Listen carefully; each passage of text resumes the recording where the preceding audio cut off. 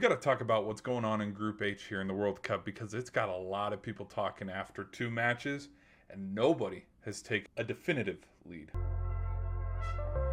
My thoughts and reactions, I think, like, first thing we got to talk about is obviously the goalkeeping for Cape Verde, where they just, nothing. Spain couldn't get anything going.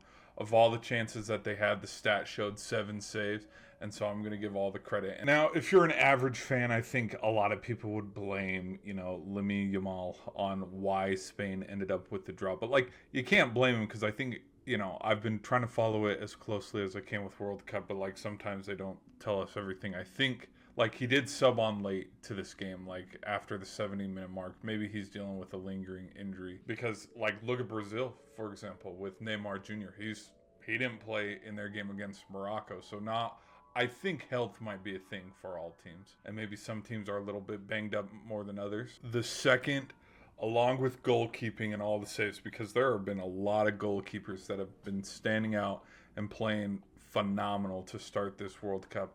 I think the other big story to stand out is just the expectations for Spain. You go ask, some of the TV broadcasters, sports analysis, journalists, who's a big prediction that a lot of people have? A lot of people have Spain, a lot of people have France, a lot of people have Brazil, and a lot of people have Argentina.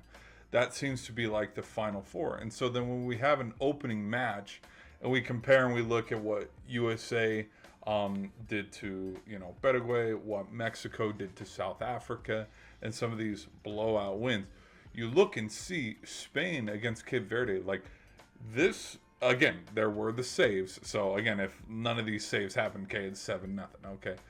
But the expectations are, people have already overlooked group play in Group H. They think Spain's going to take it.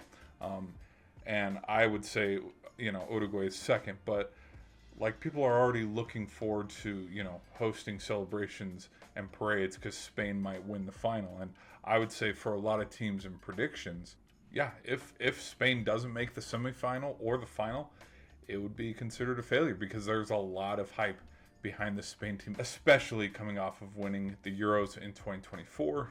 And I think the same thing with what happened to them, I would say the same thing happened to Uruguay as well, which is why I wanted to make this video, is because you look at it and, like, Uruguay should have won this one.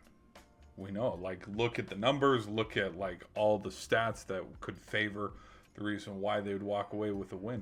But again, Saudi kept it where they needed it. Like, and they had Uruguay right where they wanted them with a 1-0 lead late into the second half, before the 80th minute, when Uruguay ended up drawing it at 1 apiece after the Maxi goal. Anyways, guys, that's my thoughts and reactions, and that's why I wanted to make this video, is just to be like, what the heck is going on in Group H?